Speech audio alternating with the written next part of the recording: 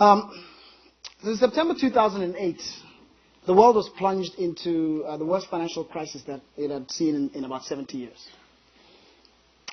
When all was said and done, it had cost about 30 million jobs globally, led to several trillion dollars worth of losses for investors, and forced governments the world over to use taxpayer dollars to rescue the financial markets. It caused pain, hardship, and suffering to men, women, and children around the world. A lot of people who are responsible for this crisis, the bankers who created risky financial products and sold them to their clients, actually went scot-free. In fact, not only did they go scot-free, but ironically, as a lot of them received these bailouts from governments, they went on to pay themselves large bonuses. So in short, they simply were not held accountable for their actions, except in one country, an African country, Nigeria. Now, this is a country that is not synonymous with good leadership. The thing that Nigeria is most famous for is for the emails that we receive, promising to transfer $1 million into your bank account from a lost relative and so on. But in this case, they led the world in how they handled the financial crisis. So what exactly happened? They swiftly fired about 8 CEOs of the top 10 banks that were most at fault for this crisis.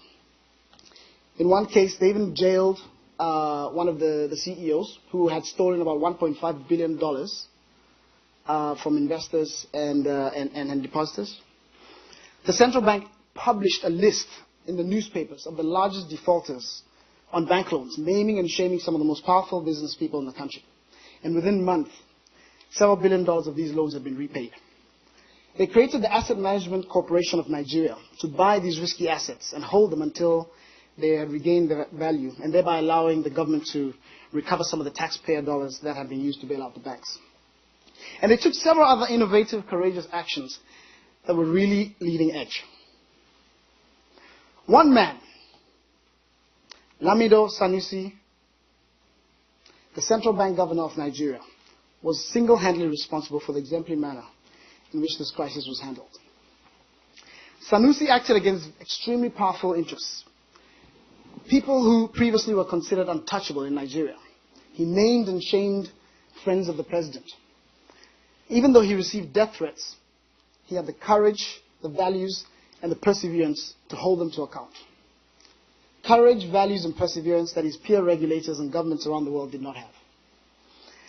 As a result of his exemplary efforts, Lamido Sanusi was recognized just a few weeks ago as Central Bank Governor of the Year, not just in Africa, but in the entire world, and was included in the recent Time magazine list of 100 most influential people in the world.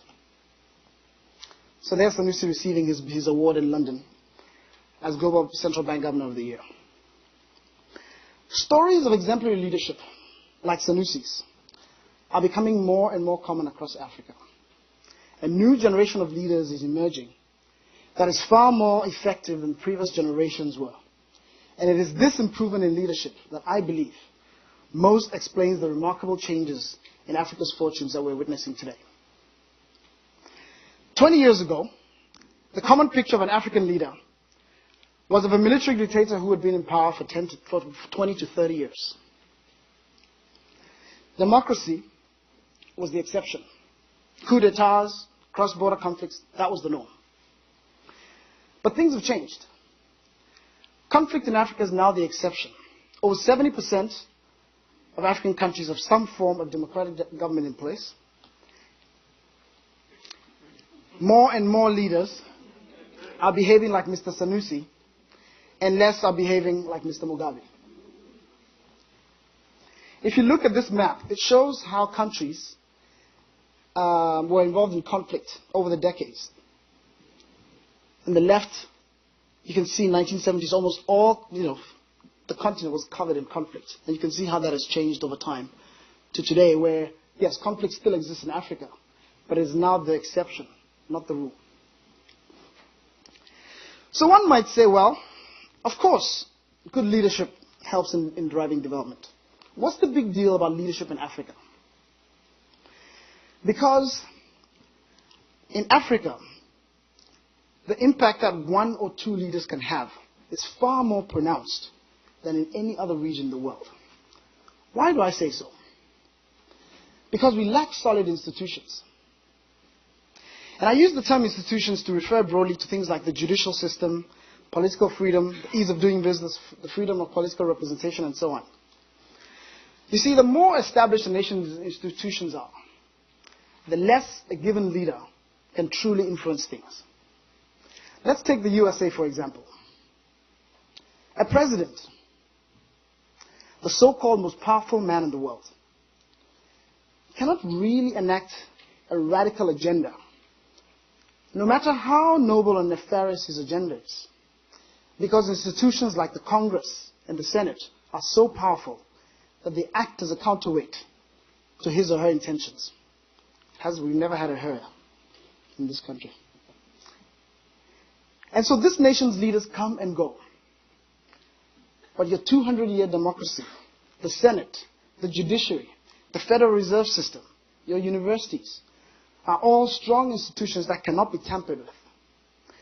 And so it's really very hard for one person to make a difference as a leader in the United States. But not so in Africa.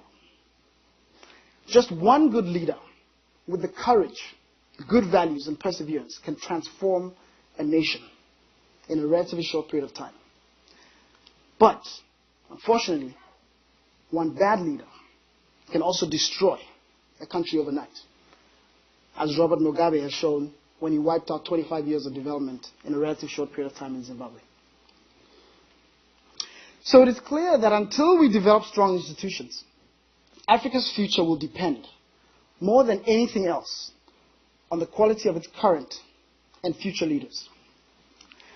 But there's one problem. Whether Africa gets good leaders or bad leaders is largely a matter of left to God or luck. Because as we know, leaders are born, not made.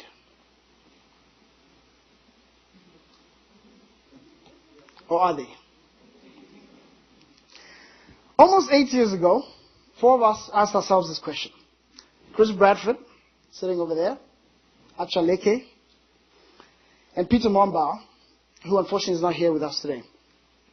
Chris and I were doing our MBAs at Stanford, right next door, the building's right next to CPRE. And we all shared one thing in common. We were all very passionate about Africa. We had lived and worked throughout the continent and could see the winds of change happening on the continent. But the 4 of us also realized that one thing above everything else would determine if these winds of change we were seeing would be sustained over our lifetimes. What became clear to us was that the missing ingredient for lasting change in Africa was good leadership, based on the logic that I presented over the last few minutes. So we asked ourselves, given the criticality of leadership in Africa, do we just have to wait and hope that luck or God gives us good leaders? Or can we actually shift the destiny of the continent by creating a vehicle that can produce the leaders that we need? And ultimately, we concluded that yes, we can take proactive steps to develop our leaders. We reflected on how we ourselves have developed as leaders and studied how other leaders in Africa have been developed and how leaders around the world have been developed to see if there was a clear pattern. As we studied this issue further, we came to believe that there are 3 ingredients that, when brought together in a systematic way, can enable us to develop leaders. And that is what inspired us to found African Leadership Academy. So we sought to create a system that would proactively bring these 3 ingredients together to develop a factory that would churn out, we hope, the next Nelson Mandela, or the African Bill Gates, the African Steve Jobs, the next Wangari Maathai, and the next Lamido Sanusi. So, what are these 3 ingredients that we believe can make Africa's leaders?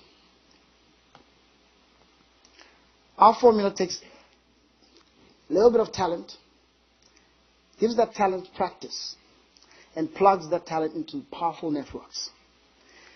By talent, we're not talking about academic talent. We're talking about leadership talent.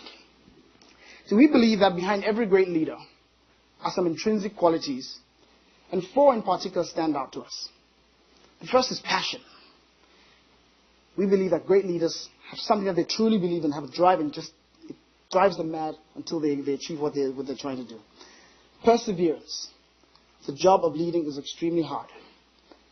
And those who don't give up when they meet obstacles, like Nelson Mandela when he stayed in prison for 27 years, he was being offered a chance to leave, to be freed if he would give up his ideal of freedom in South Africa. He didn't give up. Values. The ability to tell right from wrong. And this is where a lot of leaders go bad. And this is frankly what went wrong in the financial crisis. And finally, courage. When you look at the young people in Egypt who started a campaign on Facebook to overthrow the government, that took courage. And it's that courage that led to the change in the country. So those 4 values, those four attributes, we think is what we need in the talent that we're looking for. And so we have a selection team that goes around Africa and finds young people who we believe most embody these attributes. And in the last 4 years, we have evaluated over 9,400 candidates in order to select 400 to participate in our program. Our goal is eventually to develop 6,000 leaders for Africa. Now we select this leadership talent at a fairly young age, between the ages of 16 and 19 years old, because we believe that a lot of great leaders begin their journey when they're young. To think that Martin Luther King received the Nobel Prize at the age of 35 for the work that he had done means that can you imagine how young he was when he started leading? You think about Nelson Mandela, who got involved with the ANC Youth League in his early 20s. And that enabled him to go on and become the great leader that we all know him to be.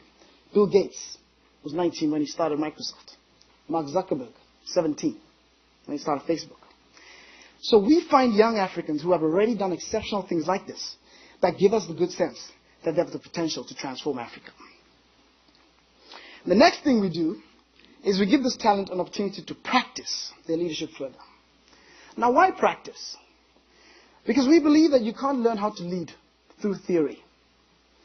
You learn how to lead by leading. And when you think about most business schools, including Stanford, unfortunately, when we think about developing leaders, most of it is based on theory. And we try to give these young people an actual opportunity to get their hands dirty by leading.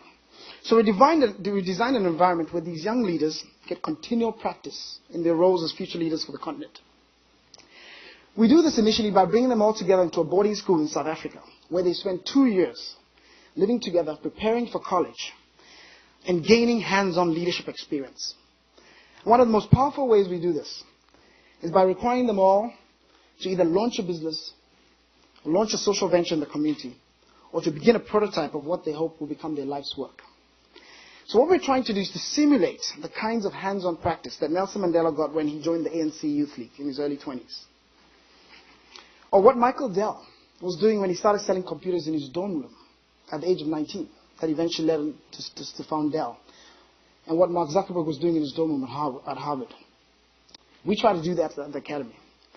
And as they go on to college, as they become young professionals, etc., we stay with these leaders, continuing to find opportunities for them to practice their leadership skills. Malcolm Gladwell would later go on to write a book about this element of deliberate practice. He studied great leaders in various fields: sport, technology, music, business. And he found the same pattern. A lot of the leaders who changed the world had gotten through thousands of hours of practice. And he dubbed it the 10,000-hour rule. I'm sure most of you have read this book, and if you haven't, I highly recommend reading it. The third and final thing we do is that we surround these emerging leaders with key networks. And we believe that a given leader's effectiveness is hugely dependent on the networks that he or she has. The most powerful network we give these young leaders is with each other. Can you imagine being surrounded for 2 years by 200 of the most outstanding young leaders on the continent, living together for 2 years, and then eventually being part of a larger community of powerful African leaders throughout your lifetime?